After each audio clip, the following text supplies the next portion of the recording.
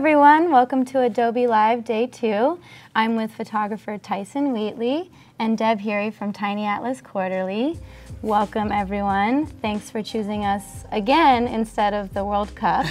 We'll be giving you live updates as well. We have a full day today as well, so let's take a look at the schedule when you get a chance. We already had Pei and Michelle earlier today, and then at 1 o'clock we've got Tiny Atlas Quarterly again with photographer Dan Tom, hosted by Ben. So thanks for joining. We have a couple of challenges today as well. First is a chat and win in about 30 minutes. And then we've got an awesome challenge if you want to check the challenge tab on Behance. We have some photos for you, and you're going to use the batch edit tool in Lightroom CC to make these landscape photos that we're providing you into a really cool Spark page theme on Discover Canada. So we'll get into it. We can keep talking about that later, but anyways, for those who don't know you guys yet. I'm Tyson Wheatley. I'm a photographer. I do commercial, travel, lifestyle photography mostly. I like to shoot portraits. I like to shoot everything. I live in New York City. I've been freelance professional for, I guess, about 4 years now. Awesome. Yeah. Congrats. Thank you. Hi everybody, I'm Deb Heary. I'm photo director at Tiny Atlas Quarterly and have been a photo editor for many years in magazines, and also been a photo producer and art buyer at Apple, and freelance art buyer and producer. And now work on Tiny Atlas mainly, and work on partnerships with brands, and also edit work for our online magazine. Awesome. Thanks for joining us. Thanks for having Good to us. be here. So we're going to look at some photos today, some landscape photos, I assume, based on the theme. I thought we might want to take a look at them, talk about a selection process, and then have you edit some on your phone. Okay. Cool. Yeah, so Let's do it. we thought Tyson would be a great person to work with on talking about landscape photography. He does other styles as well, but my first introduction to Tyson was a story that we had in our magazine a few years ago, which I thought I might show you just to kind of see how we started out with Tyson on the Faroe Islands. Oh, yes. Was this your first? I think this was the first Yeah, so story. I had been there. I mean, I went there, and then I approached Tiny Atlas. At that stage in my career, I was looking for an opportunity to get my photos kind of somewhere else other than just Instagram. And I had sort of struck up kind of a very casual digital relationship with Emily Nathan, the editor at Tiny Atlas. And so I think, I don't remember the exact conversation, but it was something along the lines of, hey, can I contribute to your magazine? And she's like, yeah, what do you got? And I was like, well, that happens yeah. often, and that's one of the ways that we work with photographers is, hey, what do you got? We have themes and are looking for great work to fill our pages. So that is sometimes how we get work, is someone has a body of work that they want to share, and we have a vehicle to do that. Yeah, I was completely clueless about how it sort of works, and they were really great, and I think probably pretty generous to sort of let me contribute in that way. And then, but it worked out really well because we actually have collaborated in a more sort of formal way since then. In fact, I think 3 or 4 projects now. Right. Where we knew ahead of time where I was going, and it was more like an assignment rather than, oh, by the way, I have a bunch of images that might work for your magazine. So this is how we got to know you, and some beautiful work. And I thought it would be just a good way of opening up the conversation about landscape, travel, photography, and then to show you some new sets of imagery that Tyson's produced for us, as he said, on projects that we had some time to plan, and the locations really informed our choice about which photographer to take, and that's something that magazines or brands often do is, you know, what's the subject matter, and that informs who you choose to send there. So I think you'll see, I'm going to show you first a set of images in Lightroom. Awesome. From the Azores, which is a set of islands off of Portugal. Ooh. Right, it's kind of in the middle of nowhere in the Atlantic Ocean, the Azorian Islands. And yeah, it's owned by Portugal. People speak Portuguese. Was this on assignment?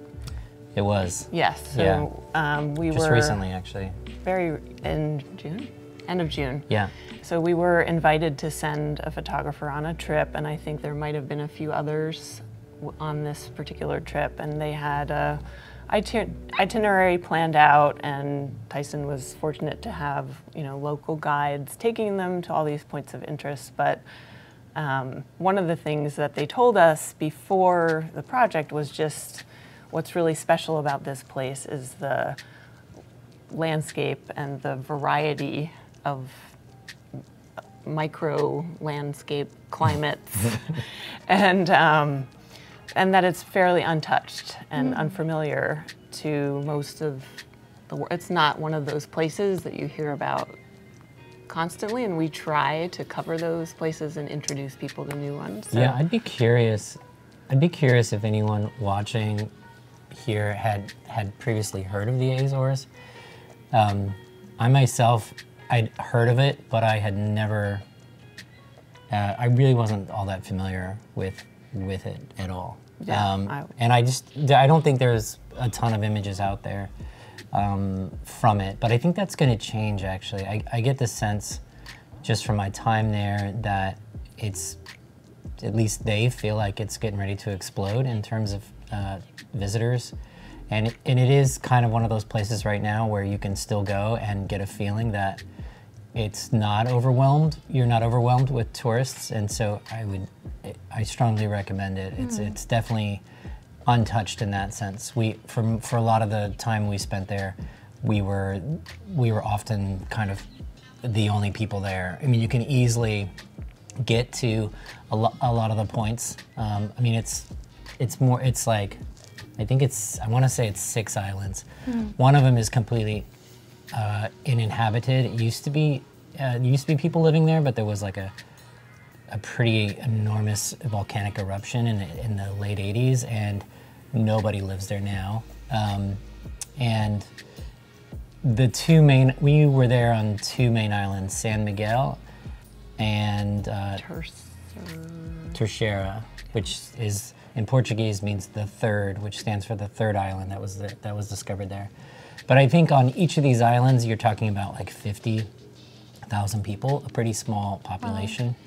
So, anyway, untouched. I'm just rambling. No, I'm interested. Yesterday we were Azores. talking about going to places that were heavily photographed and trying not to take a photo that had been done before.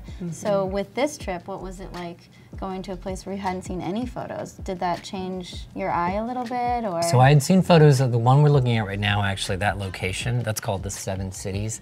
That's probably the most famous location in terms of the Azores. I mean, I'm just making that up. I don't have any like statistical data to back that up. We're going to be fact checking. If you Google search or whatever the Azores, chances are that location might pop up. It's just kind of their like money shot, and it is pretty breathtaking. It's a pretty spectacular. Location.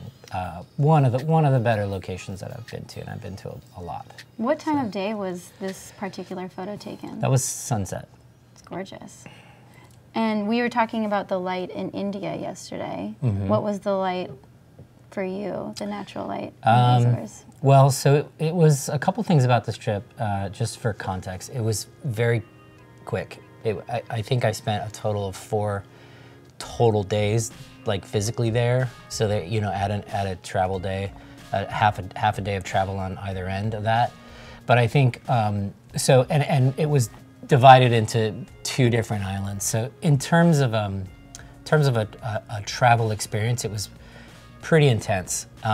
We were just going from location to location, but wait, what was the original question? What was the light like?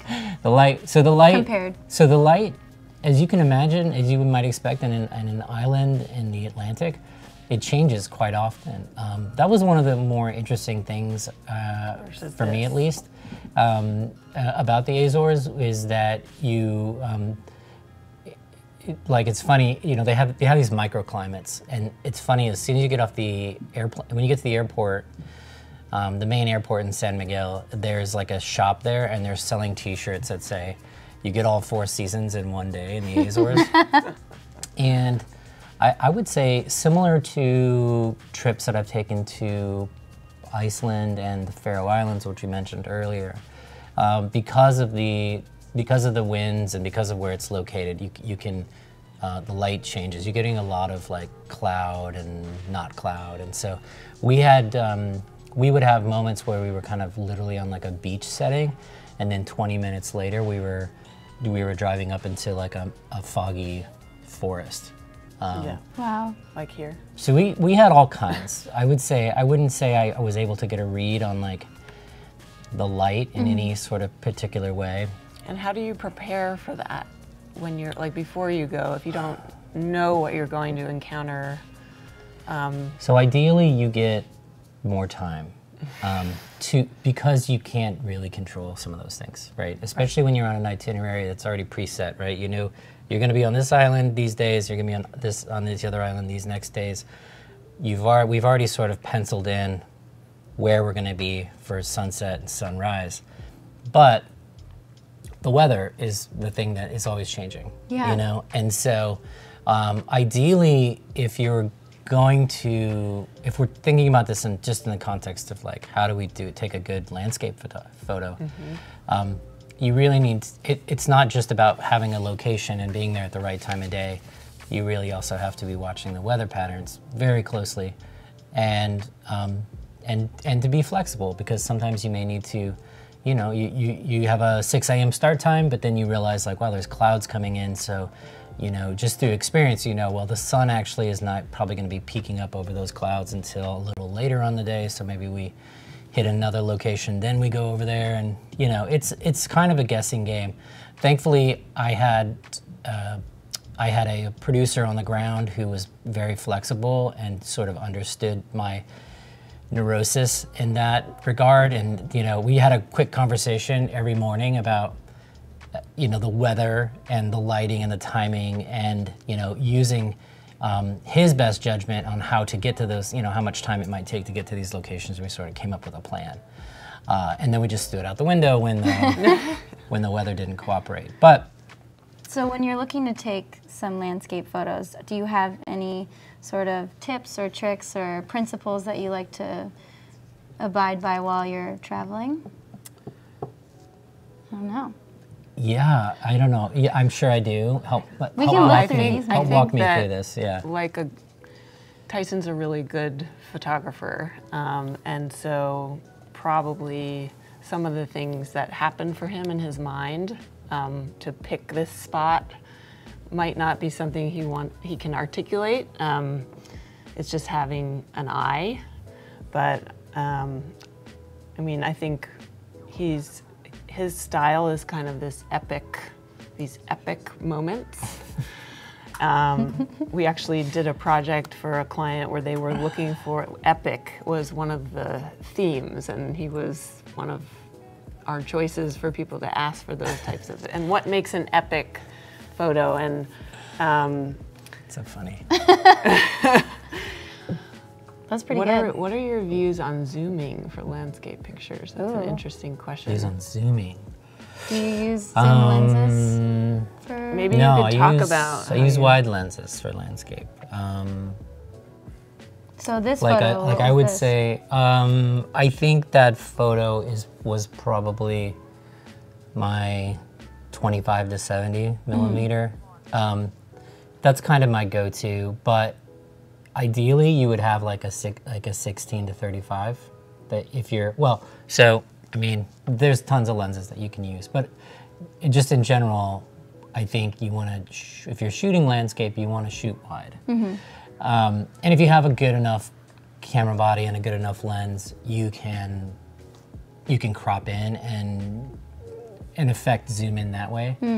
I mean, a zoom lens is definitely, if you have it and you have more room in your bag, then definitely bring it, because you never know what kind of detail when you get to a spot that you might want to have that versatility to go and get it and nail it. So it's nice to have it. But if you're thinking about it in terms of, if you're just gonna be carrying one lens, then go with a wide lens. Perfect. I I'm just like reading Kip's comment of it's all about the light first and foremost, and patience. And patience. Yeah, Light is a huge patience. factor. Yeah, well, light is everything in all forms of photography. Right. And it certainly applies to landscape photography.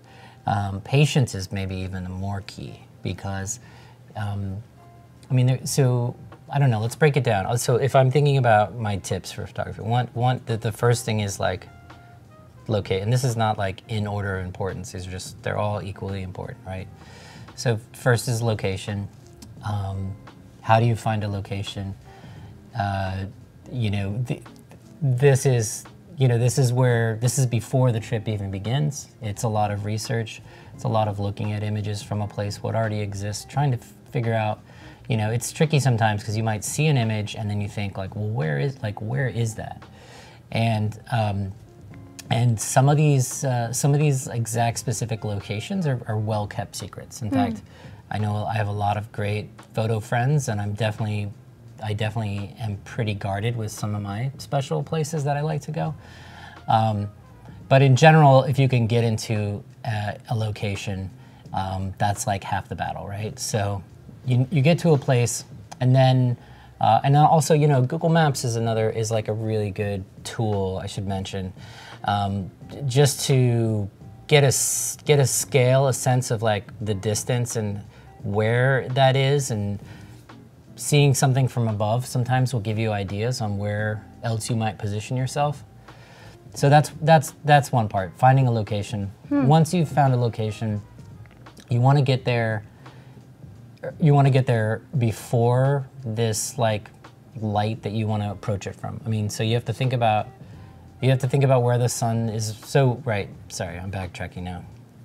You're gonna pick like, is this a sunrise shot or is this a sunset shot? Some places are both.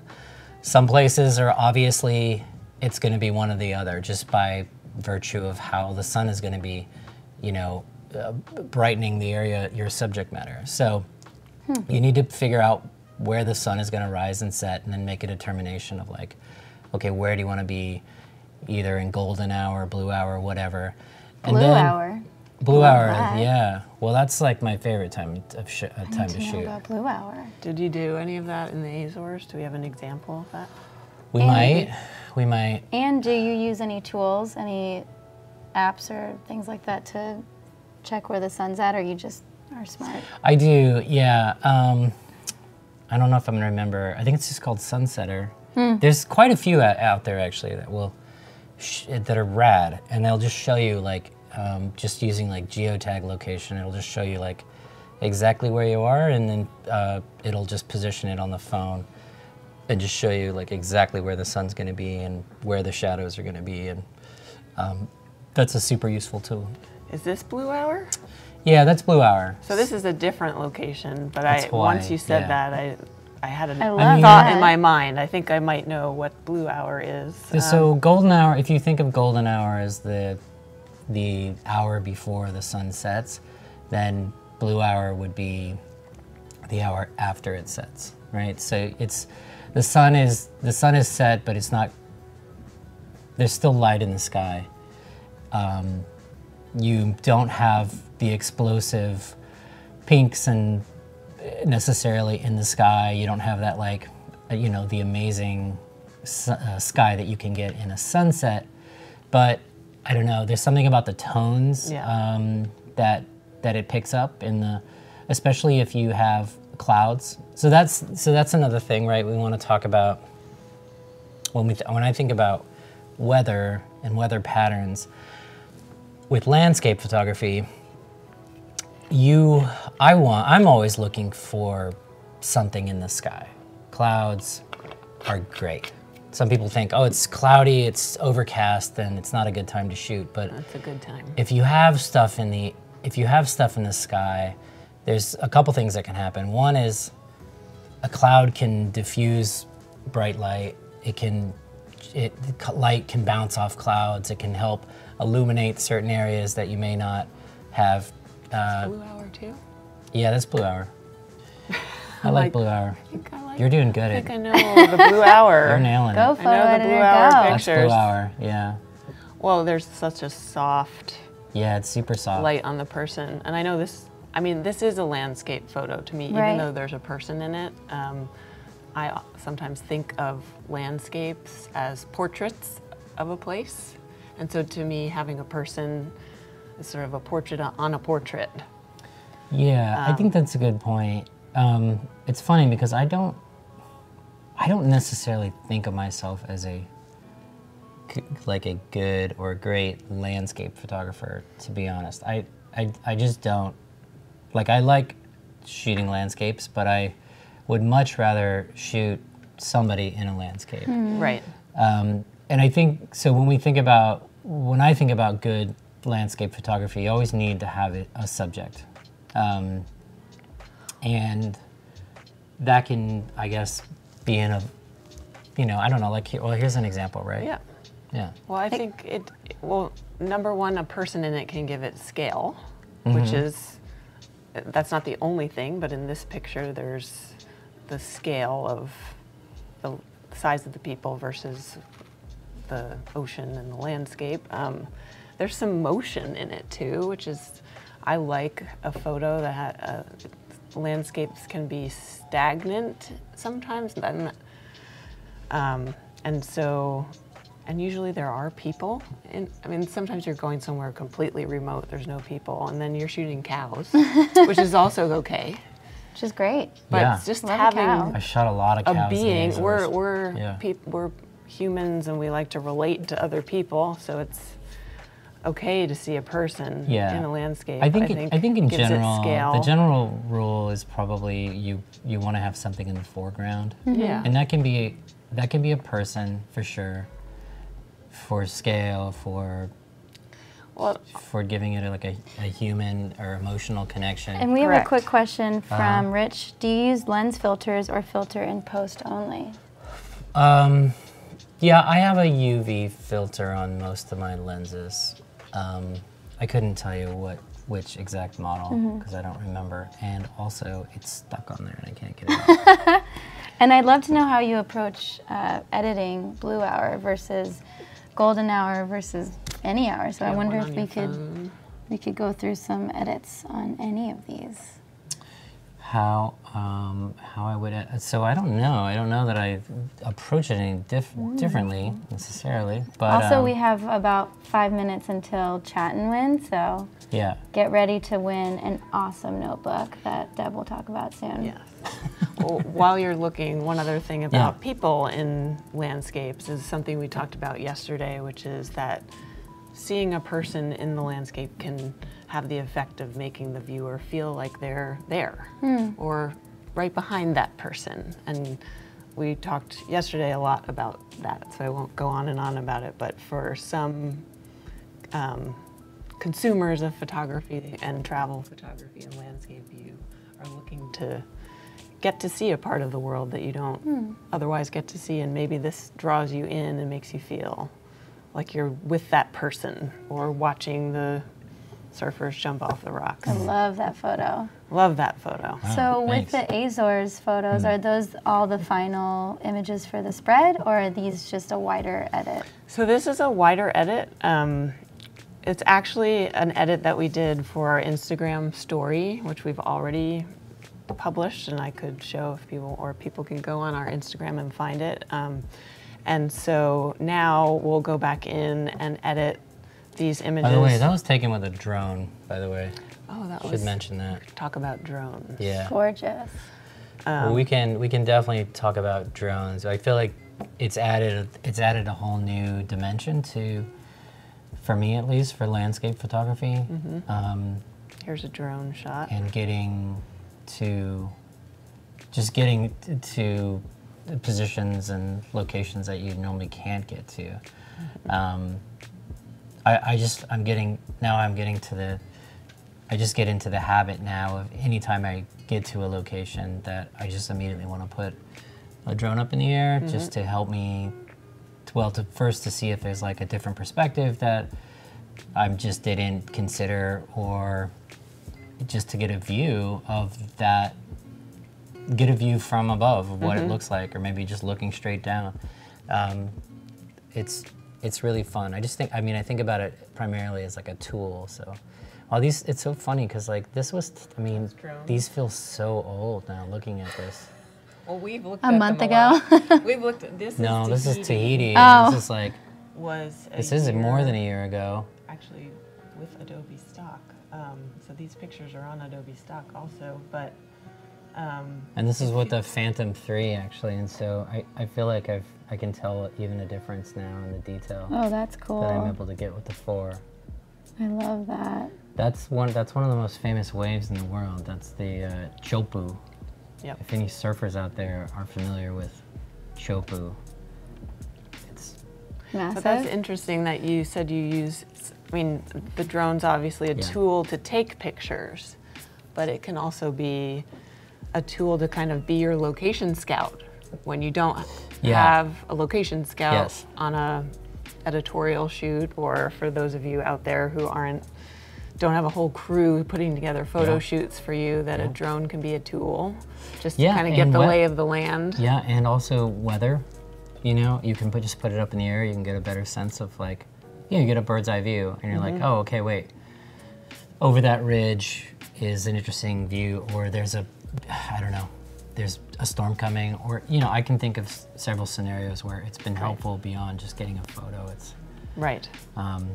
Did you have to get permission in the Azores or any of these places to fly the drone? The Azores were very relaxed with it. Wow. I didn't have any problems. We have some drone. No, I didn't have any problems. Everyone Oahu is loving either. your drone shots. They're by the way. awesome. Everyone is obsessed. Oh. Upset. I actually have this picture hanging in my house. Here's a question from John. Should we address that? Yeah, John wants to know if you handle how and do you handle model releases when you're traveling, especially for publications of books. Right. We talked about this a little bit yesterday too, and how to be prepared for that, because sometimes when you're traveling, you're moving really quickly and you don't necessarily have time to hand somebody a piece of paper. Ideally, if you're traveling and you're traveling to a country they speak a different language, you have something translated into the local language. We took a group to India, and because we were shooting for a particular client, we knew that we're going to need permission to publish or use the photos. And something that our local guide pointed out to us is that if you hand someone a piece of paper in English in India to someone, they might think you're literally asking them to sign away their house. They don't know. Oh. And so it can be really helpful to use local language to communicate about what you're actually asking them to do, if you can. And if you don't have that bandwidth to exchange paper and get it signed, at the very least, and I think we talked about this yesterday, so I apologize if I'm repeating, but try to take a picture of like a sign that says where you are, if it's a restaurant or a particular location, if you can take a picture of the sign that's on the door, and then you can go back later and get back in touch with that. Or if you're talking about a person, even just getting their email address or their Instagram handle, anything so that you can go back to them and get in touch. So if it can't happen in real time. We've got chat and win time. I see the fireworks, which is very exciting. Let's get back. I have a follow-up to that, though, Okay. so let's make sure we address that. Sure.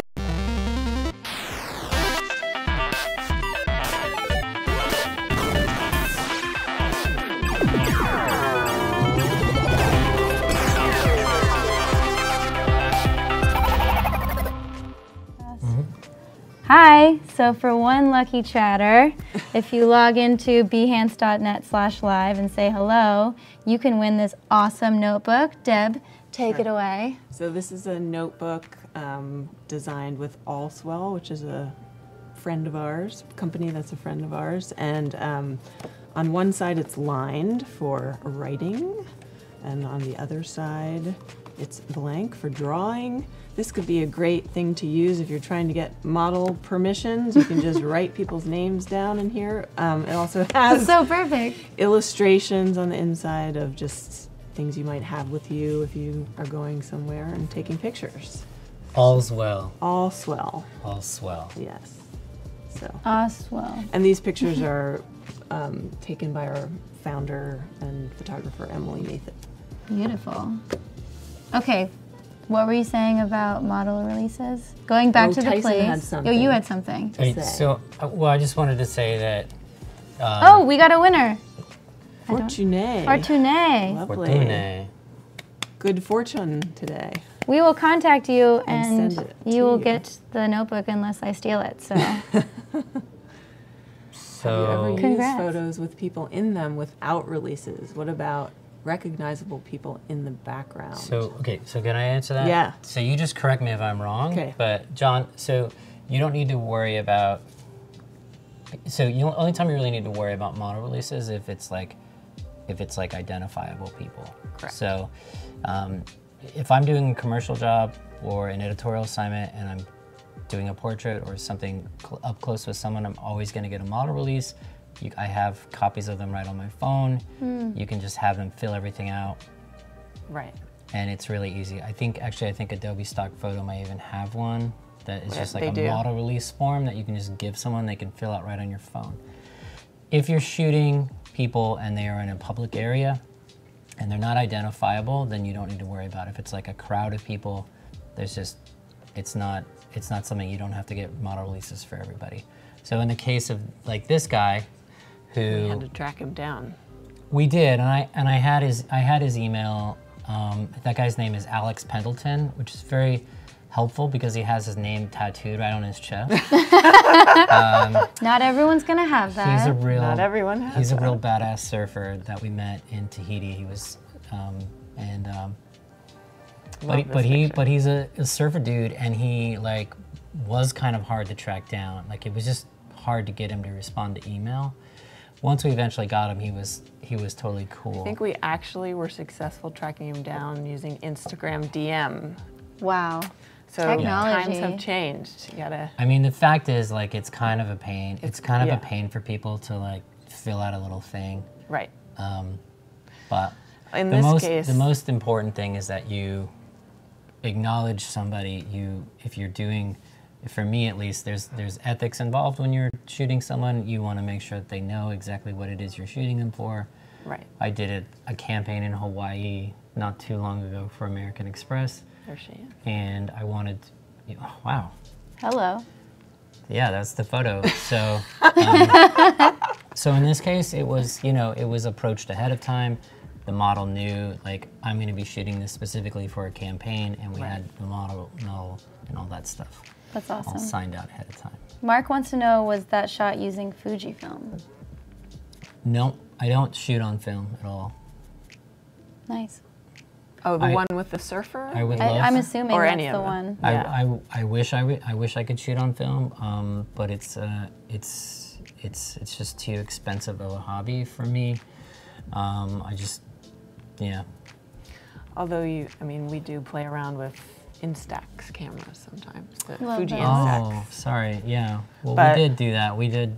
Yeah. We did do some Fujifilm. And that Instax actually, and this work. is something we talked about yesterday, going back to the model release thing, is that's a tool you can use is if you have a quick analog camera, a Fuji Instax or Polaroid, or you can take a quick snapshot of someone, and it's also it can be a nice way to connect and actually give them a picture of themselves. Oh. Some people may have never had a picture That's of great. themselves. Like we've experienced that on trips to Cuba, India, where people literally have never seen a picture of themselves. Wow. So those can be things you can bring with you and kind of have in your back pocket to I love that. engage with someone.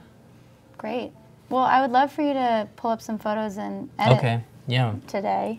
I did. I brought some landscape photos. Should we? I think we have my phone connected. Yep. What up? Sick. So you want to take me through a little bit of an edit here? Yeah, we can do an edit. So let's do this one. So this is maybe not a traditional landscape. I guess it depends on how you define landscape, but I'm just gonna mess around here with this phone. I guess you won't really see my fingers, so I'm gonna try and just like talk it through. And feel free to ask questions in the chat. We're here to help. So I picked this photo because it was, so this is a drone shot. I took it in Hong Kong. This is maybe earlier this year. And I think it was kind of a throwaway image, or at least in my mind it was kind of a throwaway image, but I was looking at it this morning and I actually think there's something there that I kind of like. So I think, and then if you were tuning in yesterday, you know that I like to crop an image first and it works completely. That's the first thing you do. No, Not always. it's not always the first, but it's going to be the first here because what I want to do, sorry, let me go custom crop here. Because what I want to establish is whether or not it's worth my energy and time to like get into it, and if the crop's not right, then I'm not going to spend a lot of time. And are you approaching this for Instagram or for some So other I should application? probably mention that everything I do is, I'm thinking about Instagram first. Everything. It's just because I was brought up on Instagram. As a photographer, that's where you started, yeah. Yeah, that's how I started.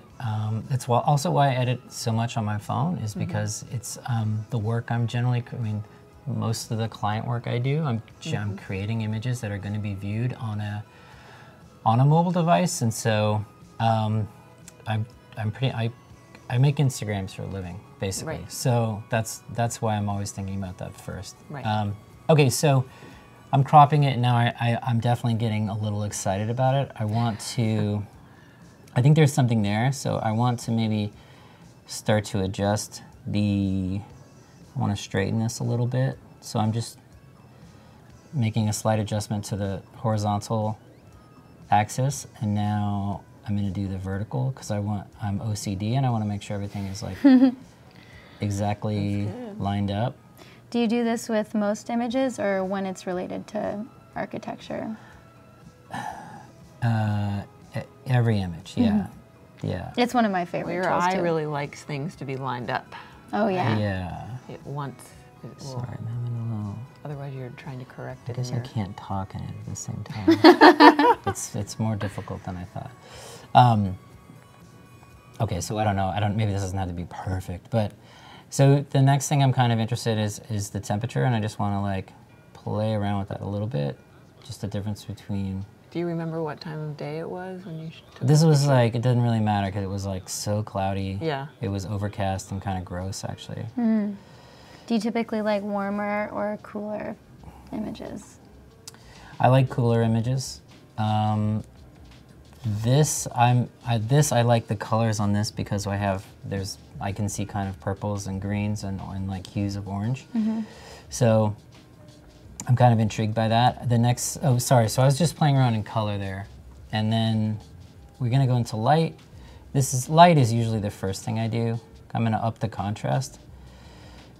And usually I'm going to brighten an image. In this case, I don't know that I want to. Let's just take a look at the curves real quick. I see some greens, so I just want to nope, wrong way. Definitely not. So it's just, it's a lot of experimentation. I love going too far and then Yeah. reeling it back how in. you know you're right. Yeah. So I don't know. I'm not really gonna mess with that at all. So I just want to let you guys know it's 1-0 England. Okay. England. Wow. Yeah. Okay. I think Gus, you're gonna be right. Yeah. Is everything okay? Yep. I just wanted to show the touches. So if we go edit, Yeah. back, We should have made a bet, Gus. general. Show touches. Boom, Is this check gonna that show where out. my hand goes? Yeah, so don't screw it up. So they can go back. Joking, Okay. you're not going to screw it up. Never. All right. So I don't know. This gives you a general sense.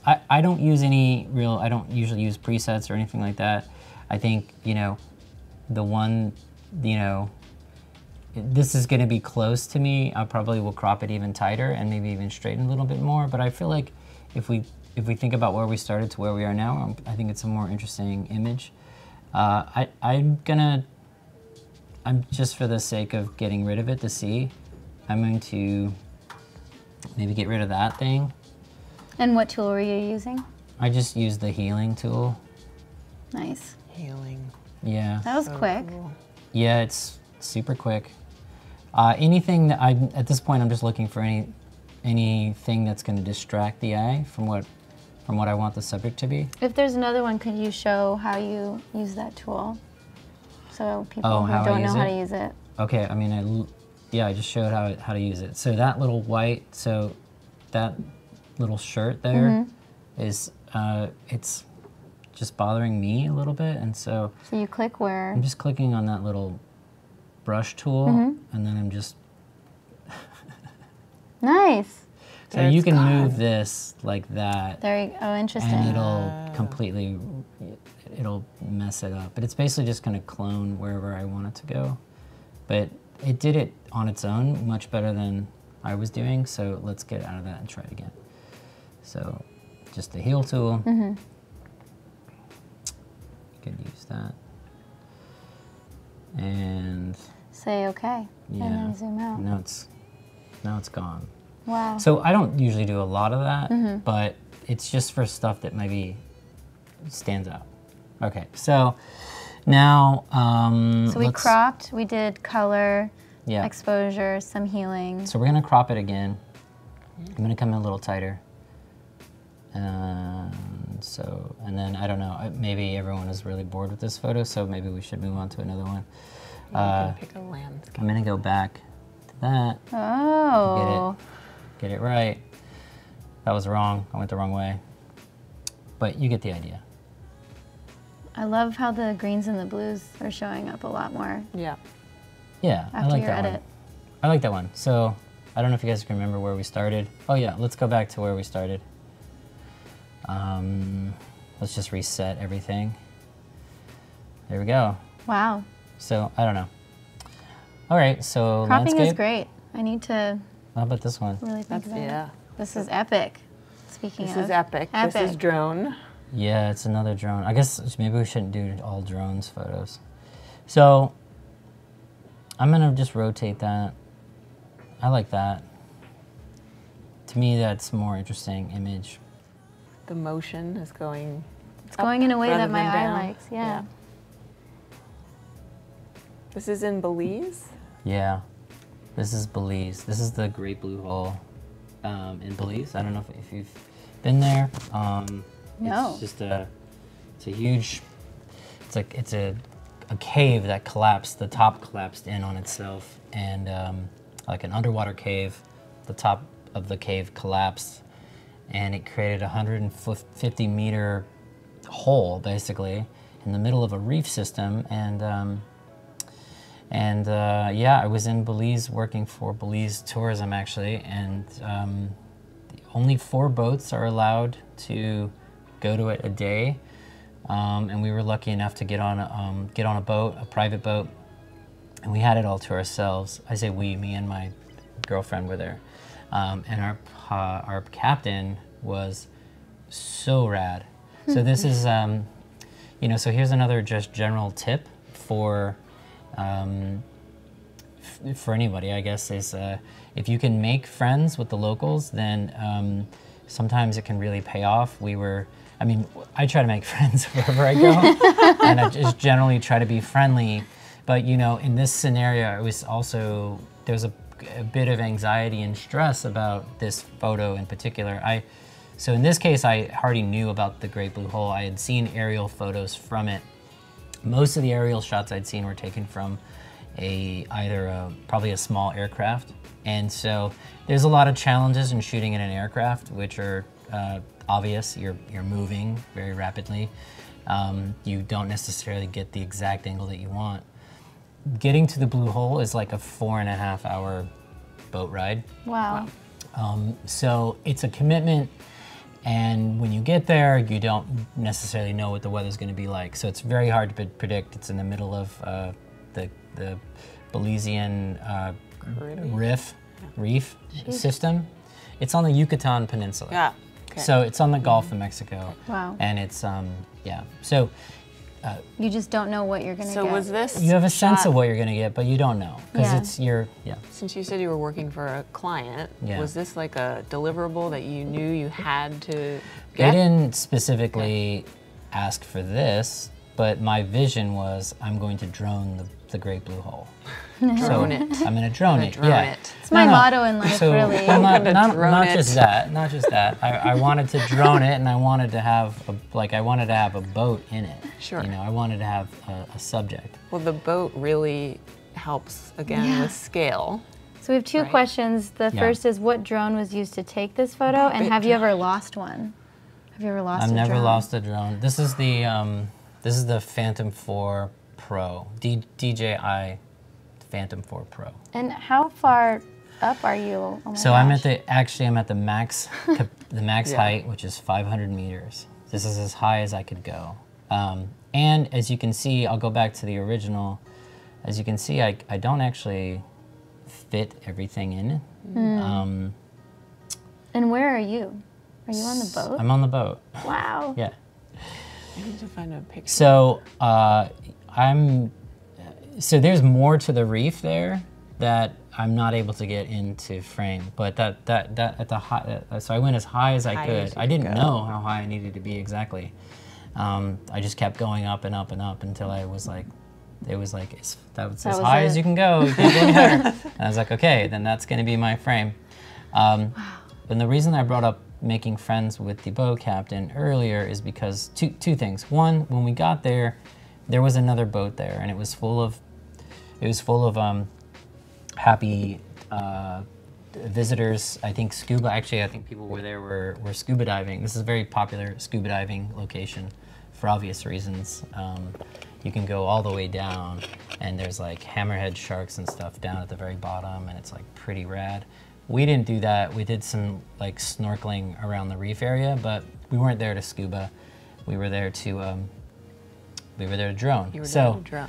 but there, Drone it. even though, so let me zoom in here so you can get a better sense of maybe the scale. Wow. So that's the boat. It's a scuba boat that we hired. But if you can imagine, if there's 3 or 4 other boats there, you wouldn't be allowed to do this, which is what we did, which is like he whipped some donuts there. And so I'm going to preemptively let everyone know here. So this is like a UNESCO World Heritage Site. It's like a protected area. I did not go there thinking we're going to whip donuts. But I asked the guy, I was like, can we whip donuts? I mean, this is what I'm saying. We had a conversation about, is this allowed or is it not allowed? So in the case of Belize, I had specific permission to use a drone in Belize, which is one of the countries where you actually need special permission to drone anywhere Wow. in the country. In fact, if you bring a drone into Belize and you don't have permission, they're going to lock it up in the customs, and you can get it on your way out, but you won't be able to take it in. Oh, man.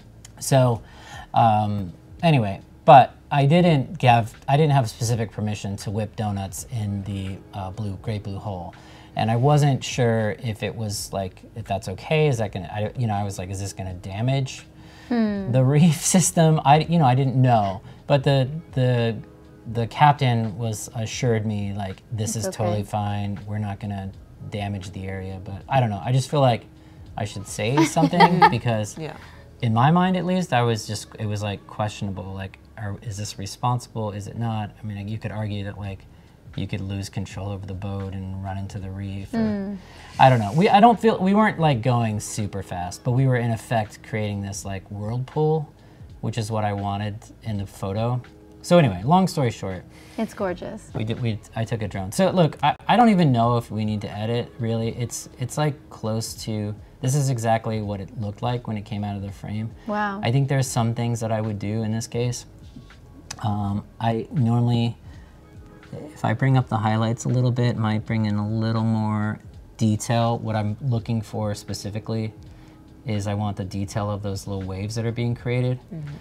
I don't want to lose the integrity of this boat here, right? Which is already, we're very far up, and so it's, you can see as the more we zoom in, the less resolution we have. The drone cameras are getting better all the time, but it's not as good as shooting with like a DSLR. Right. It's not even close, but so you're gonna lose a little bit in the resolution. So I want to be very careful. I might sharpen just a little bit, but overall, I think because of the colors here, there's really the opportunity, if we want, we can really play with the colors. We can really change the dynamic of this. I don't know that I would, but you can see here, there's beautiful colors. There's aquas, there's like aqua green, there's obviously blue, and then the reef has a color to it. There's like some browns and maybe even like a hint of red in there.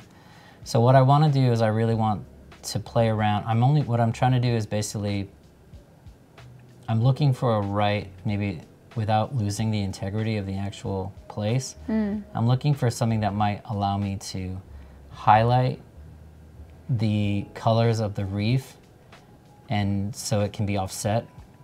But I don't know that I need to do all that much. So I'm just doing slight adjustments to contrast. And what time of day was this? Did you already mention that? This was the middle of the day. It says, Rachel says, if anyone is going to do sketchy things in a World Heritage Site, it should be at least an awesome photographer to document the moment. I agree. Yeah, yeah. I don't know if what we did was sketchy, but I don't think so. I take your wasn't point. sketchy. But I take your point. It's and I agree. I'm interested in the light that's at the top of the image and how the sun is hitting the. So here's a tip with using a drone. Yeah, what's going on there? So what's going on is the sun is peeking out behind the clouds there, and that's not good, right? You don't want that. Do you remember what time of day it was? It was like the middle of the day. Yeah. Like we set out at like 5:30 or 6 in the morning, right as the sun was coming up. It took us 4 hours, so it's like, then we got there and we waited another hour or so. So it's probably around 11:30 noon, Right, which is not ideal. Your usual No, but we had cloud cover, so it was actually perfect. The conditions were perfect. When you're shooting with a drone, here's a little tip that I learned. When you're shooting with a drone, you wanna tilt your lens at a slight angle to prevent this very thing, especially if you're shooting when the sun is high above and not at an angle, you're gonna get that. So in this case, that part of the image, this top part, is a blemish, but thankfully it's just right up there, and I don't want that. I'm not gonna use that part of my image anyway. I'm gonna crop it like that, crop it out. Someone has another cool, like that. good question. Okay. Have you ever taken Jake asks, have you ever taken multiple shots with the drone, then stitched the images to capture a No. larger frame and get better resolution? I've never done that. Teach me. Interesting question. Teach me how to do it. Yeah, teach us all. Sounds Take like us some back to the Great Photoshop Wolf. trickery right there. Tim wants to know if you use Clarity at all. No. Sometimes. Almost never, though. Maybe we could, if you have one, pick a picture that has a person in it Ooh. to kind of show how you deal with that. Okay. Yeah, Here's one. because you're dealing with the surroundings as part of a landscape image All right. and also the person. Oh, here's a good one. All right, what's your first Okay, instinct here? just to come back to that question about clarity, though. If I do use clarity, it's just slight. It's only going to be, actually with everything, it's always very slight. Any of the detail tools, sharpening, clarity, I just want to make slight adjustments. And that's, I just want to say, partly that can be a style thing. A photographer has their own style and way that they want their images to be seen, and some people might make more adjustments and really do more with the color. But one of the reasons we really like to work with Tyson, he's a great photographer, but his style and using natural light and not being very real is something that works for us and what our style is as a magazine. Yeah. So you lean towards folks that have less creative color and more of like more just what you real, see, real, authentic. natural, authentic. Yeah, and that's a style thing. It's not a statement on what's better or worse, but just what we focus on. Cool. So this photo here presents, I really like this photo. It presents some challenges though, because technically it's not the best photo that's been taken. And the big glaring error, which I'm sure you can see here, is that my subject is really dark. So you can barely see the face. The detail that I really like is the hair, and there's just that little hint of light there on the side of his face, which I'm into. So I love it. I love all this back here. I don't want to mess with that. I love that there's like a little windy road there. Where is this? This is in Argentina, in a province called Jujuy. When was this photo taken? What time of day? It was after the sun had gone down. So the sun has gone down off to the right here, and ideally, I'm standing where he is, and he's standing where I am, and I'm probably going to get a lot more detail. But the landscape behind me was garbage, and this landscape behind him was beautiful. So in this case, we almost had no light. But the light that we did have was real interesting. I mean, in my mind, so this was like maybe an hour before or 30 minutes before. You can see the light was already starting to go down. Beautiful. But here the light had come down underneath the clouds. This is why you never give up on a sunset, because this was an hour ago, right? And it's like, okay, that's it. Cool sunset, everybody. That's a wrap. Let's go. But then, you see that? 30, 40 minutes later, we were just, this was the one side of the ridge, and then we went on to the other over here. And so it's kind of a different story. But the sun had kind of gone down beneath these clouds, and then for whatever reason, whatever magic wizardry happened, it caught something, and all of a sudden it lit up again. Wow. So, yes, never give up on a sunset. Okay, so, I like that tip. That's patience. That's that really was something you brought up before, this patience idea. Yeah. Wait. And Mark wants to know, is it better to shoot overexposed or underexposed?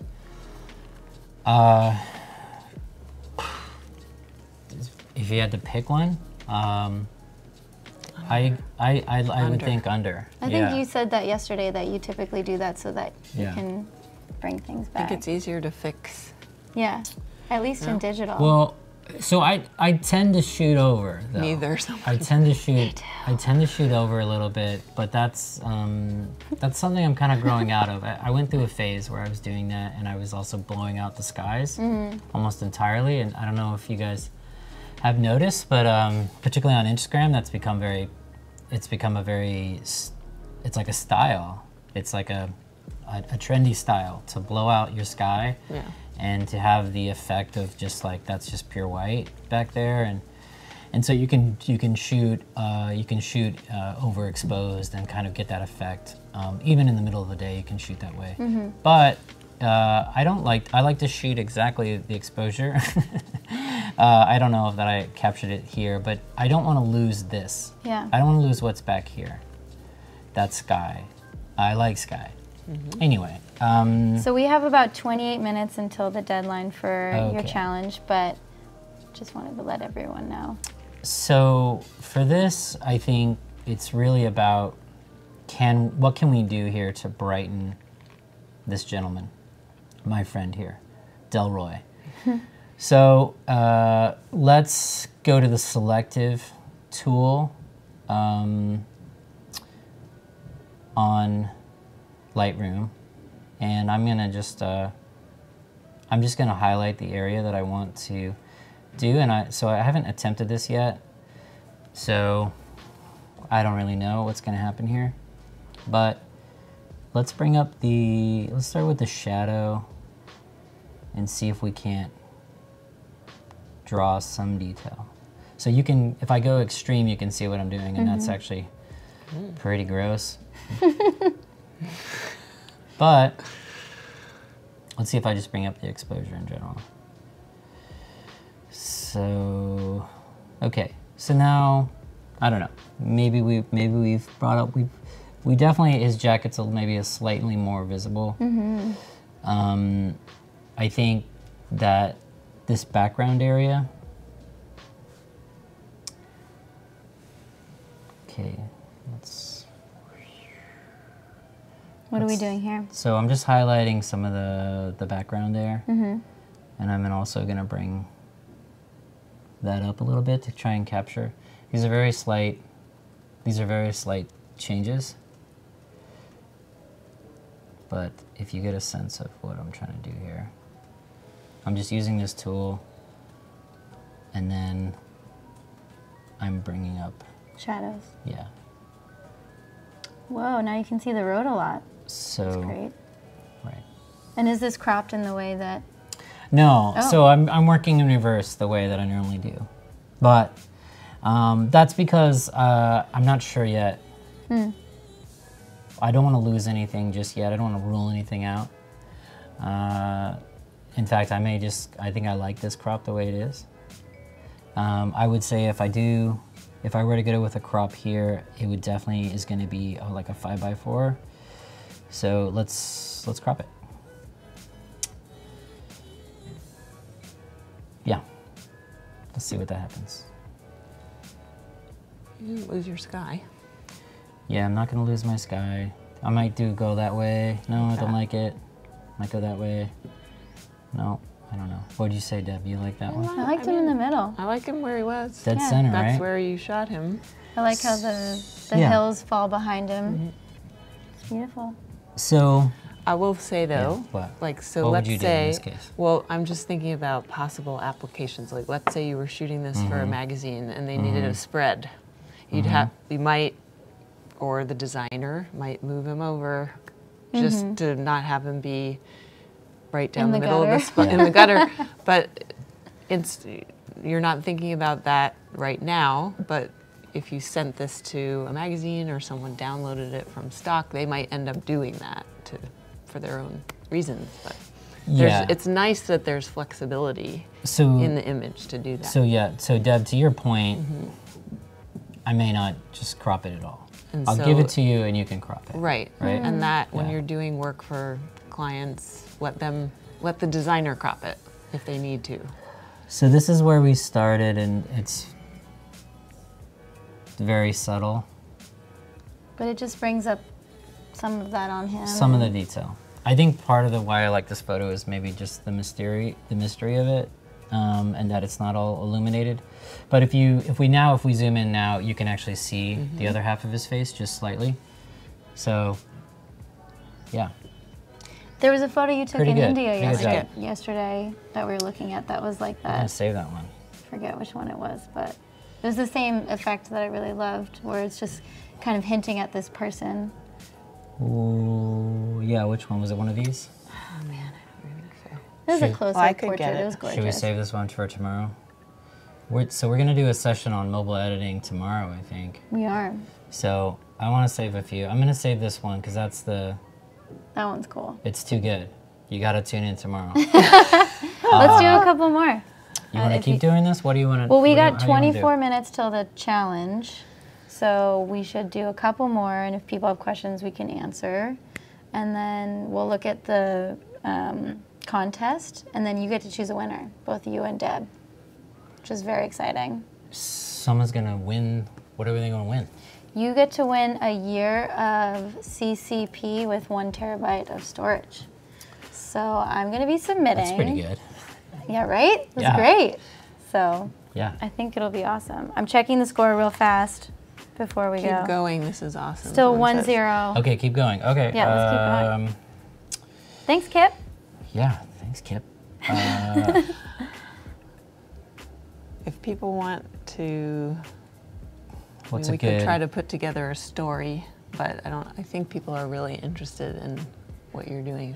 I'm interested. Yeah. I don't This know. is- This maybe is too similar, but so there's some challenges here with this photo because okay. So let's sorry, I didn't mean to do that.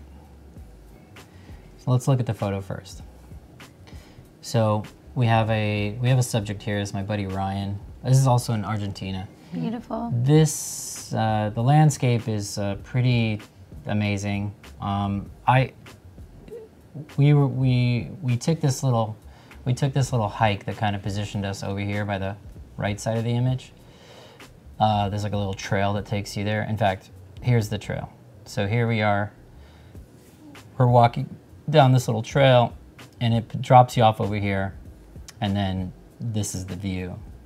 Except it's over here, and so we walked this way to kind of get what I was curious about when I was trying to do was I was trying to get this essentially. I was trying to get a landscape where we had a hill here, a hill here, a hill here, and then Intersecting that stuff. lines. Intersecting lines. Thank you. Those are.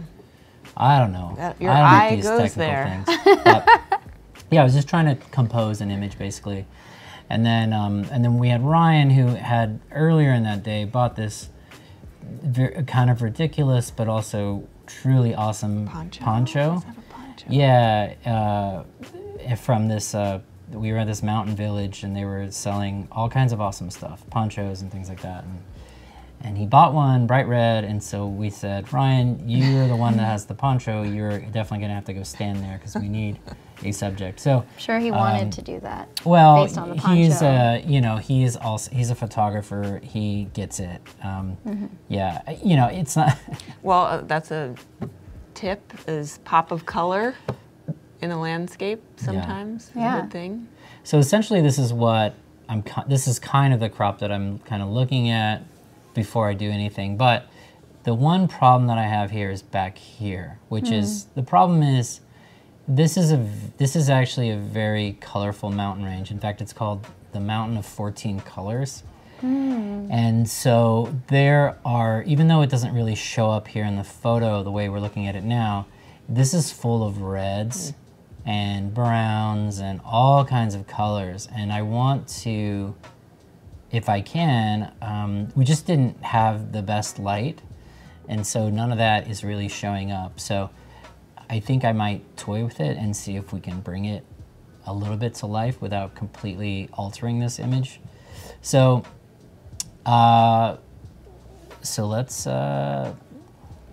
let's come in. Let's go ahead. What were you gonna say? I was going to ask, when you go into editing a photo, do you come up with the most important thing that you want to try and fix or bring out? Is that kind of how you think about it? I feel like I have my set ways, but I like how you're saying, well, the problem with Yeah. this is that I want to do this. Yeah. And I think that might be I a think cool way to go I think about a couple things. I think in general, if there's only like one thing to fix, then that's usually a good sign. Then it's like, okay, let's spend an effort. If it's like all sorts of things that have gone wrong, my advice is just to move on. Move on. In fact, my buddy Michael O'Neill, he early on in my photo career, he had a really good advice that I have kept to heart, which is if you spend more than 5 minutes editing a photo and you don't feel like you're making progress, move on to another one. Nice. Just Yeah. discard and move on. And that's kind of a good rule of thumb. Like if give yourself 5 minutes to start playing around, and at the end of that 5 minutes, if you're just like completely frustrated, then maybe it's just not a good photo, and you need to move on. All right. I would agree with that. So, Big fan. Thanks, Mo. so I don't know. Let's look at some of the colors here. So we're thinking about the back. Well, so there's colors all around here, so I'm kind of just initially playing with the temp and the tint just to get a sense of this. This is an interesting tool, this Vibrance tool. So even just like adjusting that to 20, I'm already now, can you see that? Like you're already getting some of that color is starting to come in. Yeah. But obviously it's also making changes to the whole image. So I don't necessarily want to do that. So we'll go back to our selective tool and let's do like a gradient here now. Okay, hold on. Hello. Oh, sorry. Love that. Whoops. Actually, someone asked earlier if you used gradient. Yeah. And here it is. It's like he heard it without You just hearing it. knew. Oops. Ooh. Oh, I don't think I'm that good at it. Okay. So I'm gonna go back to my, sorry, I didn't want that either. I want this guy. The brush. I want the brush. So the brush is maybe a little more painstaking, but it's, So I what can you're get doing it is just exactly as I want. you're selecting the spot that you want to affect change. Yeah, exactly. And now I want to mess with, I know I said yesterday I never use saturation. You said that? I don't remember Well, I that. didn't say never I use don't remember it. that. I normally don't like to touch it.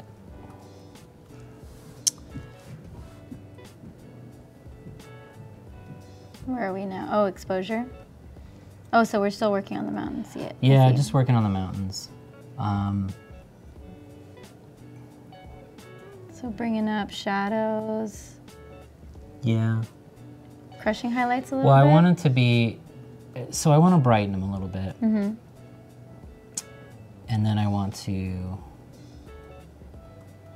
put a little color in there. I want to bring out these reds, if I can. Not like that, that's a little crazy.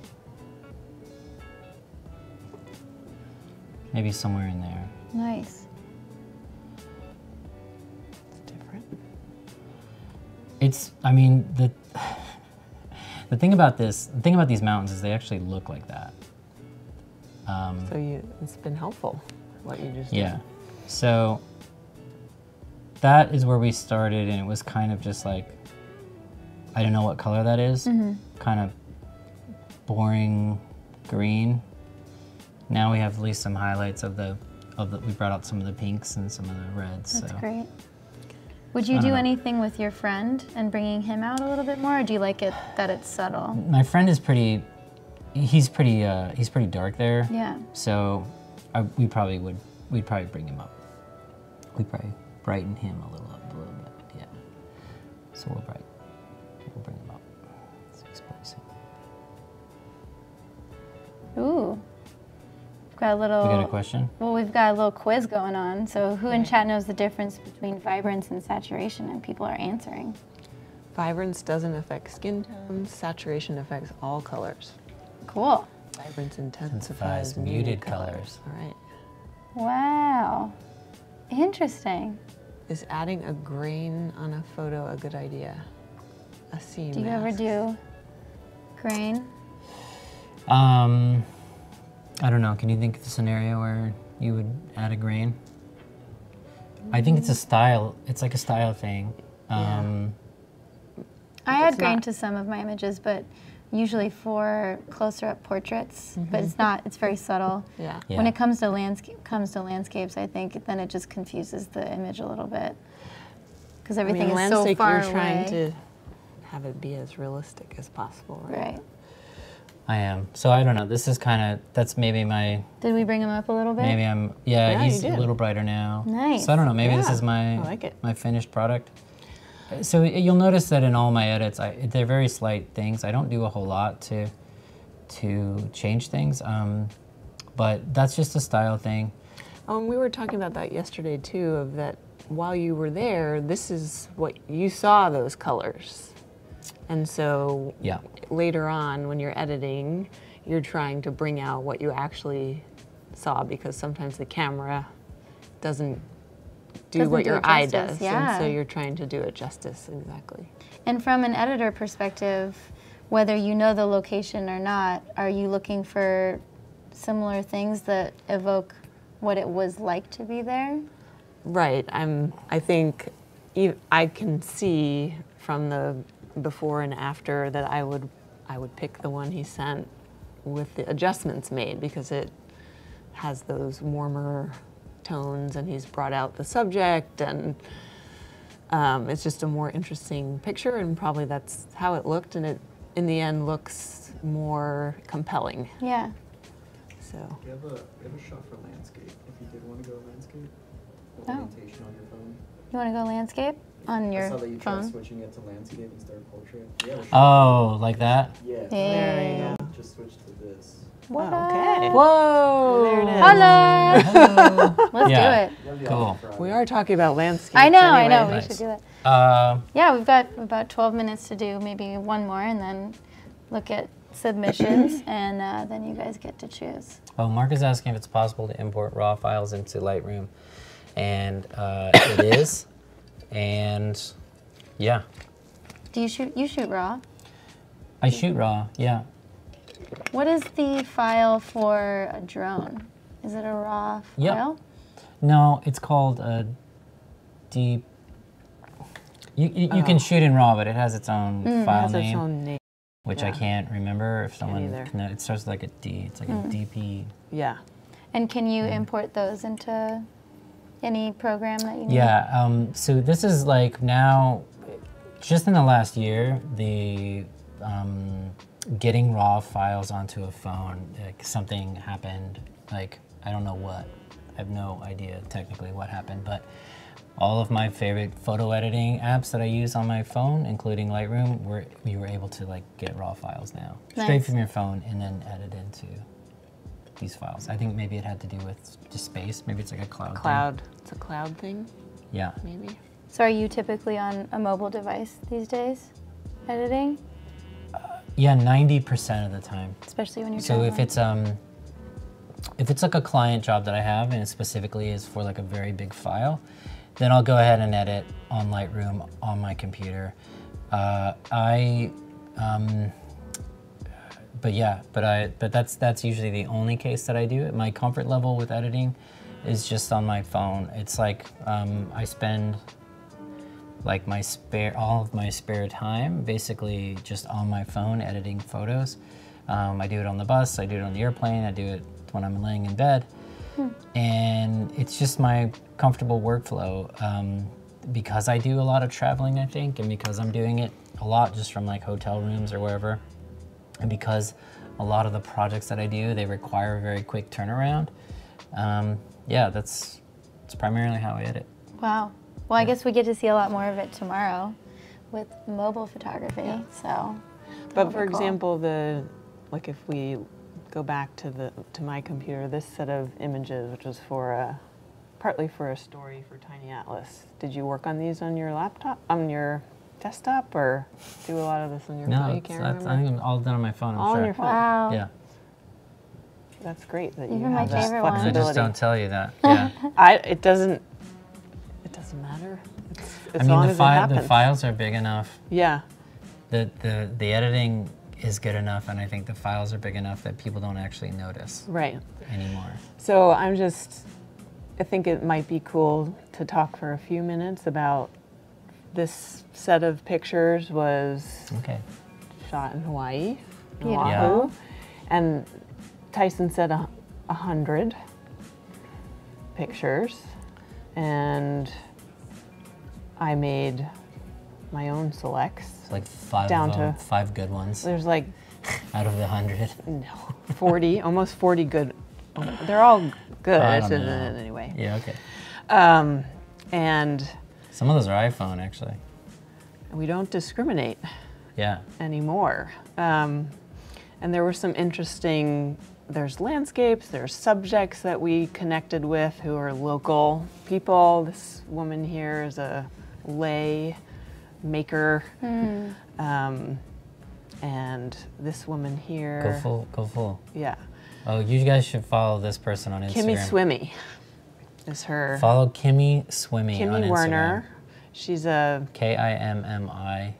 she is and a then Swimmy. spear fishing diver, What? environmentalist. She cooks. Yeah. She's rad. We've met some really interesting people. This is a ranch.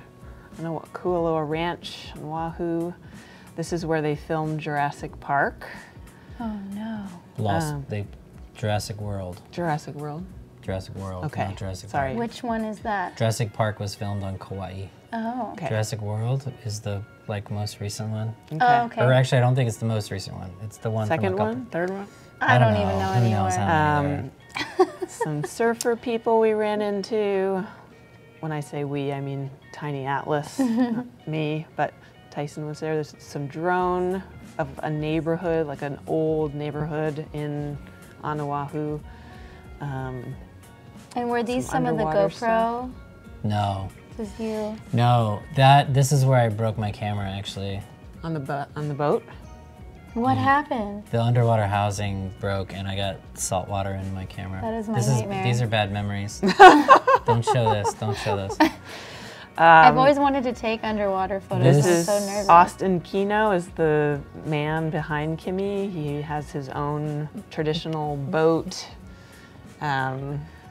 So we met some interesting local people who gave us Can I tell the opportunities. story of this guy? Yes. So I don't know if Austin is gonna I don't know if he certainly probably wouldn't classify himself this way, so forgive me, but for me, as just being like a complete, didn't know anything about it, the easiest way to think about this is he's like a real life Moana, a real life version of Moana. He is. Because he's, just like in the movie Moana, where she learns that her ancestors were not just like boat people, but like expert navigators using the stars.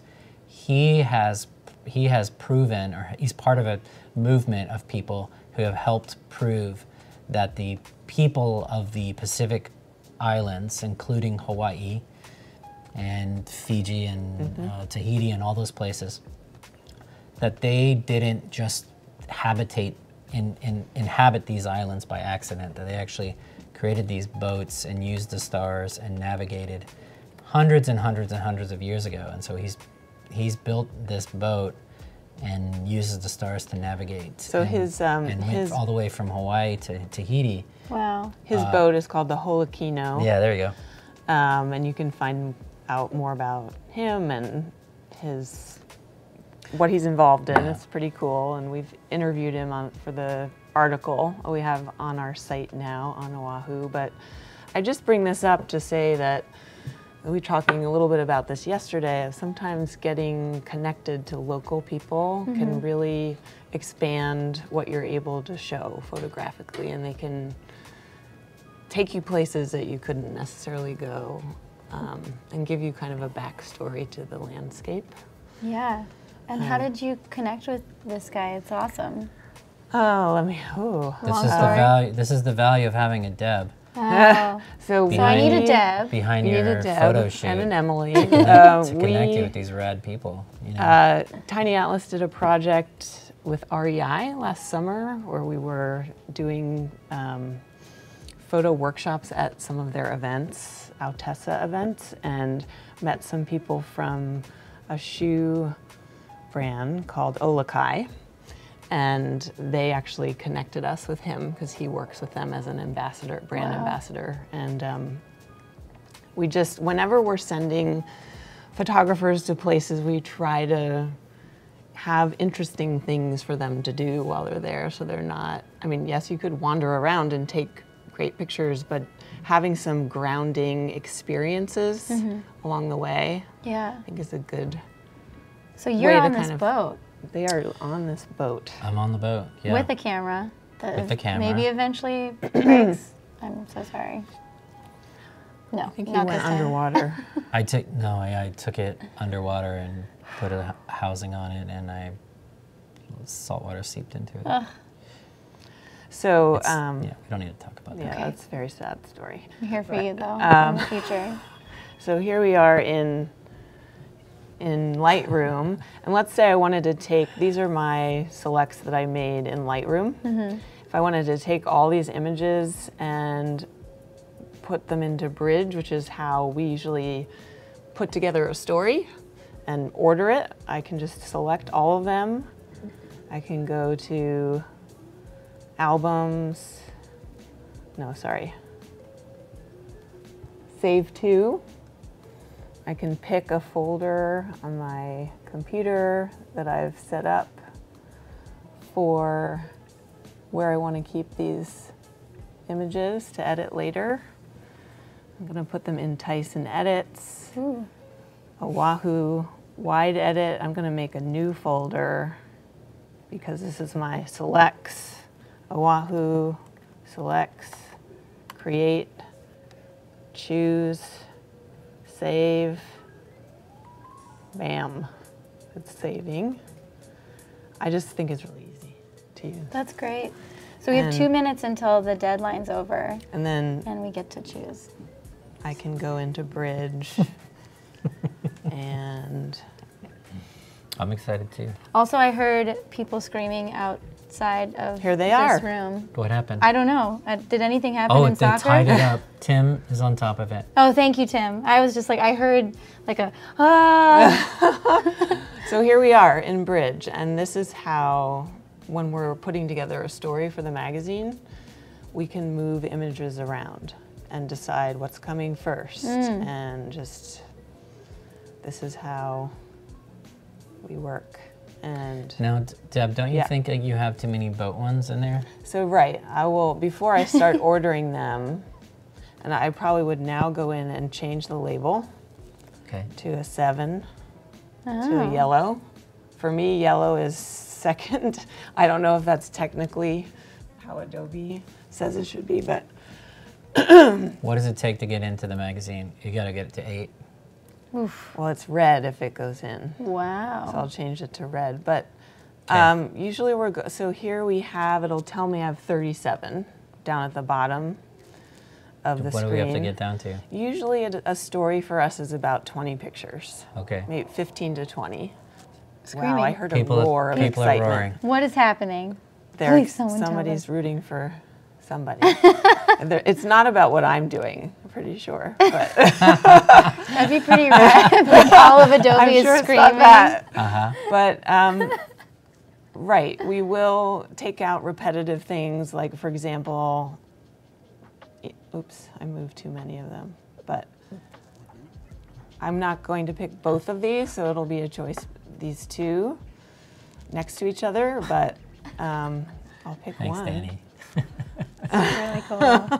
Why are people watching this? Why are you watching Anyway, this then? This is like a cooking show. I'm going to show you the finished product. Beautiful. Here it is. Ah, Oahu. Fast This forward. is how it turned out. This is it. I took it out of the oven Yeah. Yep. after 7 hours. Here it is. That's the water housing. Sorry. And this is actually photography from 4 or not- 5 yeah. different photographers. There's that famous Blue Hour picture. Love it. There's the famous Jennifer shot. I probably should be in full screen and I'm not. These are great. But this is the end, the finished product. There's the Oof. boat. There's some Fuji Instax. There's Kimmy with her. There's that water housing again. There's the drone Oh, those shot. kids. Did I take that shot of those kids? I You think did. you did. This is Emily. We gave them those cameras. We too. like intermixing people with Love it. landscapes and cutie pie. So That's great. that's it. That's it. Sarah, that's the finished cooking out of the oven. That's Well, what that's we good did timing. with the pictures. Yeah. Because we have some submissions to look at. Okay. So I've got them queued up. There's and someone's gonna win. Someone's going to win today. Okay. And we get to be the choosers. That's a technical term. The deciders. Yep. That's what I mean. Okay. Is that a word too? So I've pulled everything up. Everyone has the same challenge. They were given a set of photos, and then they had to make a Spark page. Okay. And it's all about Canada. So we're discovering Canada today. And Oh wait. Okay. So these are images that were already taken, and this is like an editing. yeah, how to, Thing? these are make a Spark page. Okay. And you may do some of your own editing to the images as well. You might see that the photos are different. And we can just chat through. I think we have 1, 2, 3. How do I find, can I We have get them on 7. my computer somehow? You can look here can just look there? and Okay. here as well. Okay. But we have 7 submissions. Okay. And so let's just look through.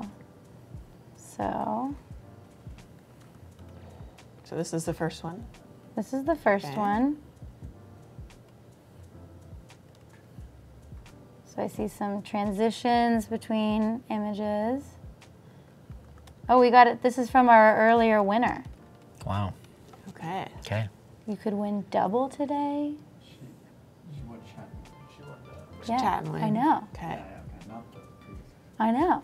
What does it say? Is there some So we see text? Discover Canada. Okay. The image that has the text Discover Canada on top is the same as the one in the bottom of this message. I repeated it so you can see the edits clearly. Okay. All right. So what is everyone's thoughts on? I see a lot of full screen images, one after the other. Beautiful landscapes. With Spark, you can create different Right. layouts and stuff, so we're going Right. to see it a lot different. Horizontal is your Mm-hmm. friend here. Landscape. The first one, she then went in and brightened it up. I think this one's a little more moody, the first one. Mm-hmm. So The that's foreground interesting. has definitely been brightened. Yeah. Yeah. So,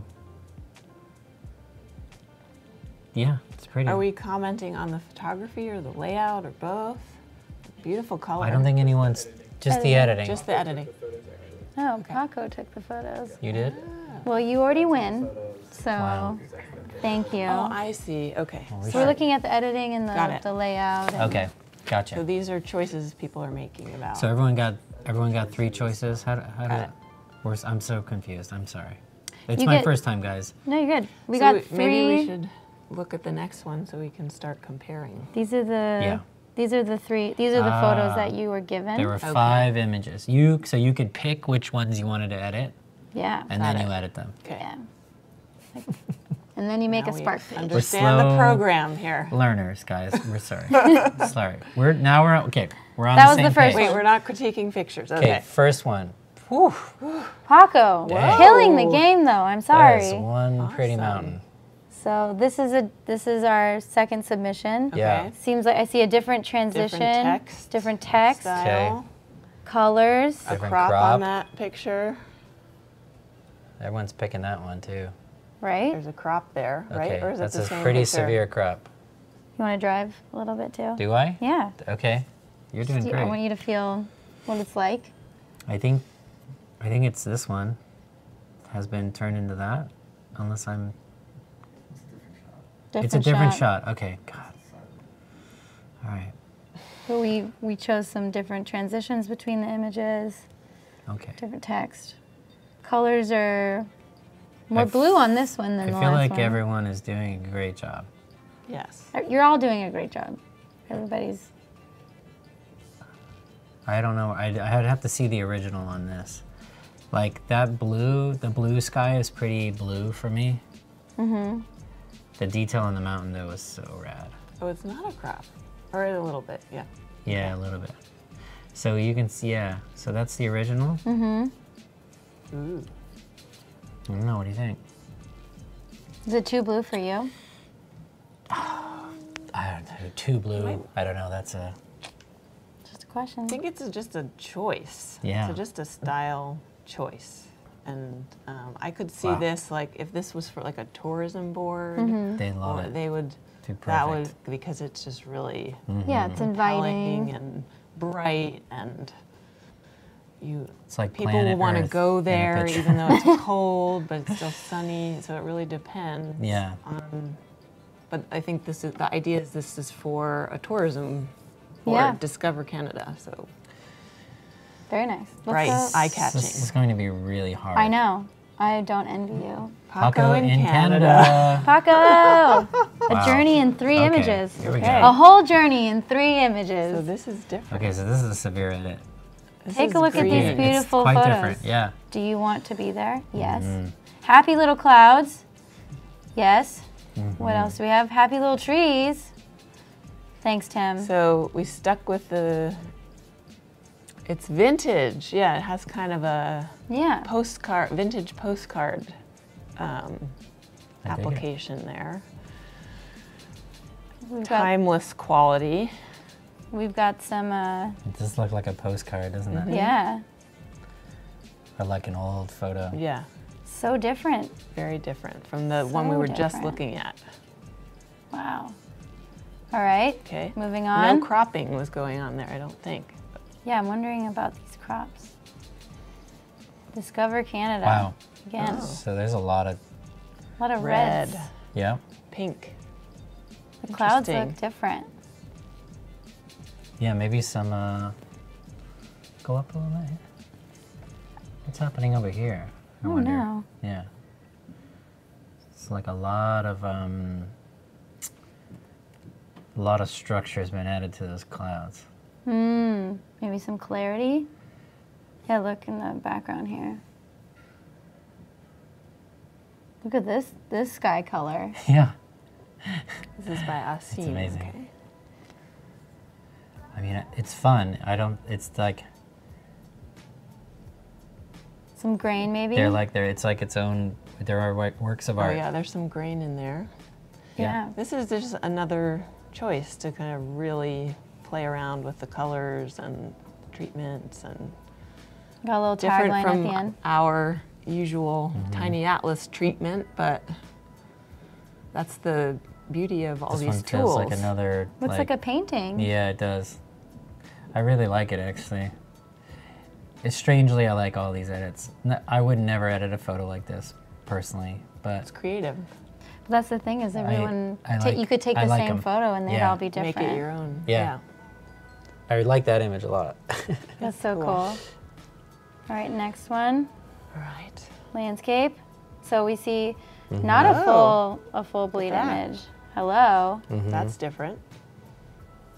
That's such a beautiful location. I know. Is this in Banff? Yeah. Uh-huh. Oh, my honeymoon there. Aw. Did you take pictures? What time of year were you there, Paco? Some, I mean, Oh, really? that was a long time ago. Wow. Yeah, you should make a Spark page. I with your should. honeymoon That was photos. a long time Okay, let's ago. chat about these. So Okay. this looks pretty a lot closer to the original images, right? Am I making that up? Yeah.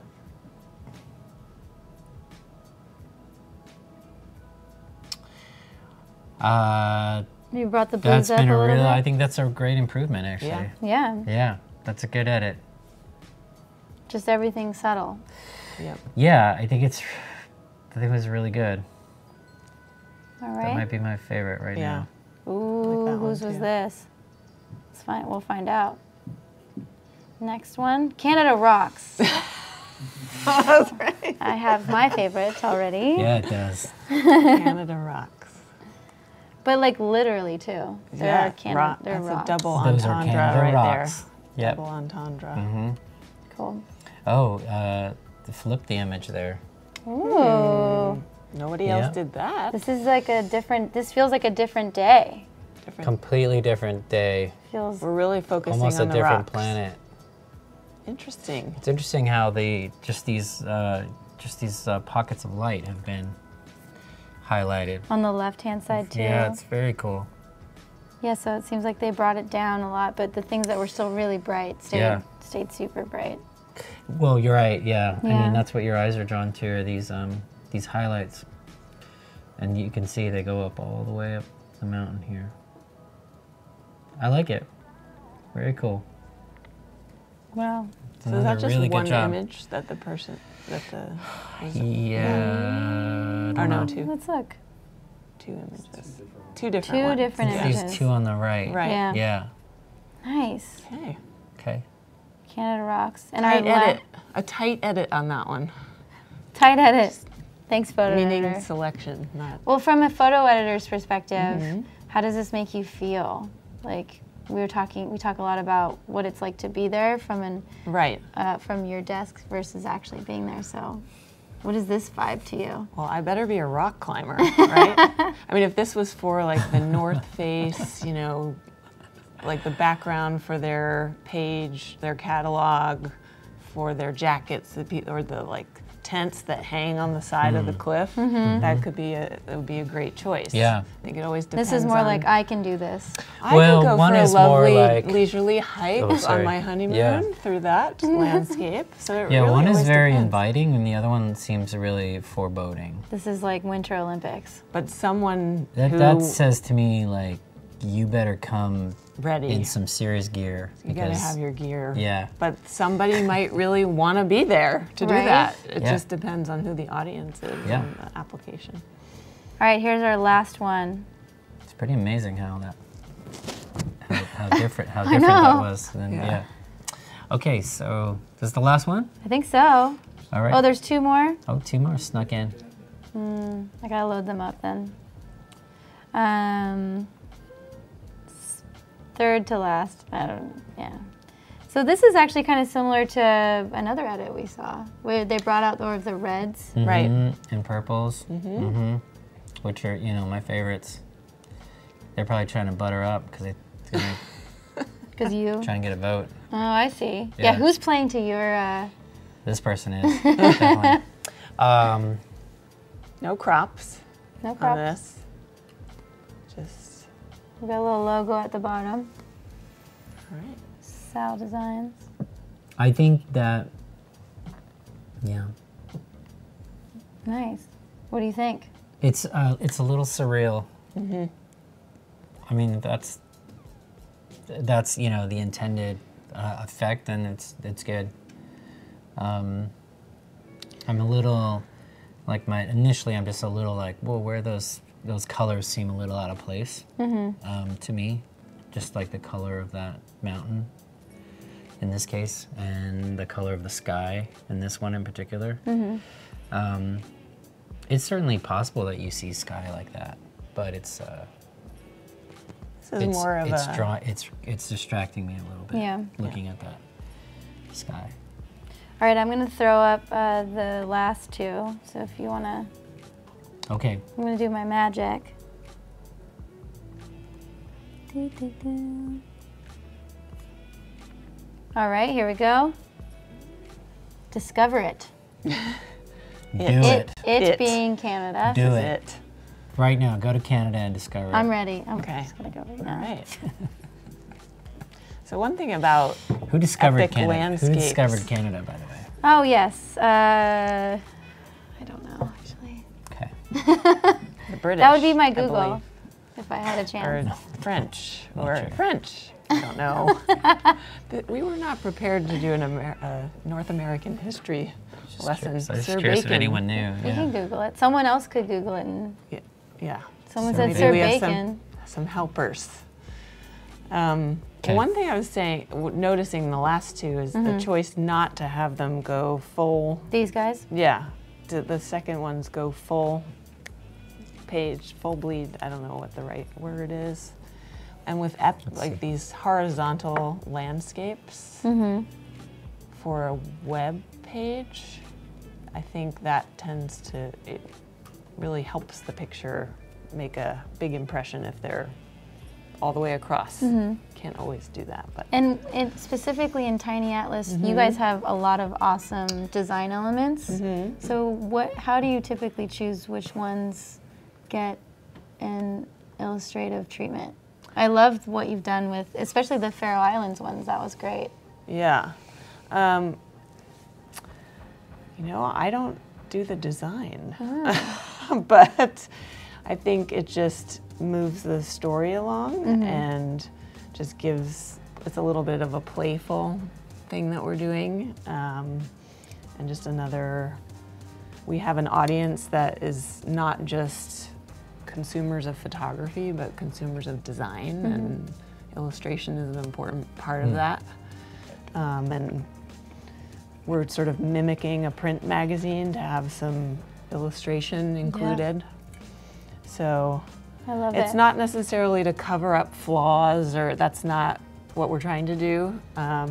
Just kind of to make it feel like an art piece and a magazine, but also you're looking at it on a screen. It's gorgeous.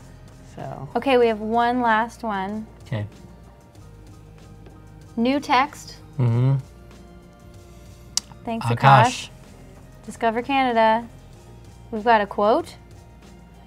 Oh my, that's wonderful. What do we think of these edits so far? I love the type treatment. That's pretty. fun. Beautiful. Fun, different. This is nice. It's great. Mm-hmm. More quotes. Transition. Someone makes a good point. Canada wasn't discovered, but the question is discovered by Western, or Yeah. not, Europeans, I guess. It's an important Totally important. point. All right. Wow. Well, Well, you know got what's interesting to me is that I don't know that nobody chose to crop with this image right here. Yeah. I don't know if there's not a way for me to illustrate, really, I guess. Can you see that little mouse pad? Is that showing up? Yeah. Okay.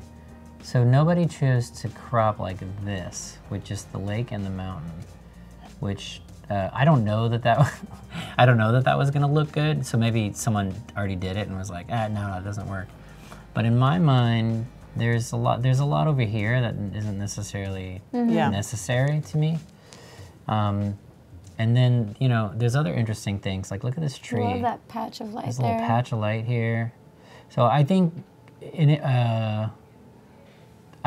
playing with the crop here could have been interesting because there's a lot that's not needed. On the That's just a left general side. criticism for everyone that participated. So For criticism. general criticism. No, I'm just Constructive pointing feedback. out. No, it's that, good. It's an interesting thing to think about. I'm tempted to crop that just to see what it might look like. It You may are- not be good, but You are the it's king hard of to crop. tell. So we get to choose now. I'm the king and by of we, rock. King of crop. I'm Dan gonna Tom has hair, by the way, now. He grew his hair out, Okay. and he's in the room. So I don't know how you guys Yeah. want to do this. Oh, we have to pick a winner? We have to pick. We get to pick So a winner. That's the real- I know who I'm voting for, and it's gonna be one of the more extreme edits. Okay. No, not that one. That one's cool, but too sepia for me. This wasn't a one that you liked. I did like this one, right? Or no, it wasn't. It was though. I did like that one. Now I forget who I was gonna vote for. I think We it can was just this go one. through all of it. I think I was. That's your vote. Yep. Okay. Do you have a vote? I'm gonna go with the really Who is that? not maybe unexpected choice of the one with the rocks. Asim. Oh yeah. Canada Just the Rocks. rocks. Or, Canada oh, wait. Rocks. The one. This one? This one. No. Wait, keep going. I can't remember. That was the tight another edit? one. No. Yeah, maybe the tight edit just because I liked taking the idea and They're all good. really, Yeah. they're all good. You It's guys, hard just you guys all rocked like it. that one was just different. That I'll one's pick good it for too. that reason. But So that wait, one's who are pretty you- too. So you have to. I have to. Well, we both cast votes. And you have a break It's the tie tied now. 1-1. Croatia, You're gonna make it England. Like the game. You're gonna make it a 3. It's Croatia versus England, and you have to pick a winner. I'm a fan of puns, so I have to go with Canada Rocks. Are you okay with that? Of course. Okay. Yeah, 2-1. of course. Okay, who made this beautiful piece of Cleverness. Spark page? Wait, there's no name on it. Who made Canada Rocks? Gus, can you check? Claire? Claire. All right. All right, Claire. What does Claire get? A new car! What are you gonna do with it? No, something else. She gets a subscription or something. Claire's Oh, won before. Claire won. Okay. Well, then we have to pick Okay, fine, Tyson. fine. Let's go to mine. No, this one. This one. You sure? Yeah. Is that one? Claire, you're so good. This is, I just want to say that these are I would go this one for creativity. Yeah. completely over edited, and I love them. All This right. is the exact that's- opposite of what I would tell you, I think to do. this is our winner, but though. you did it anyway. Creativity. and I love it. And this is Just because they Asim. look like Asim. All right. They look- Asim, You won. they you look actually fun. do You did win. win. You did You win. did win. you did. You win. You win. Asim, you won. Yay. You don't get a car. Not a car. But some cool stuff. That was awesome. That was so fun. That was fun. I'm glad that we I got to enjoyed pick. that. He says thank you. You're welcome. You're welcome. Thanks for I bought it for you. thanks for I did. for playing. Thanks for participating. Yeah, thank you. Thanks all of you for your questions Joining and Yeah. watching. I had a great time. That was so fun. after this, we're Yes. gonna have some other folks. We have Emily Nathan with Tiny Atlas Quarterly and Dan Tom, hosted by Ben. And we'll be back here tomorrow at the same time. And they're going to be talking about landscape photography too. Oh yeah, but tomorrow we're doing mobile. Mobile. And I don't think that there will be a game that overlaps for the first No. time ever. So you all better watch. So anyways, thank you for coming. Bye. Thank you. Yeah, thanks a lot. It was a lot of fun. Yay. Bye, bye everyone. Bye, everybody. Thank you.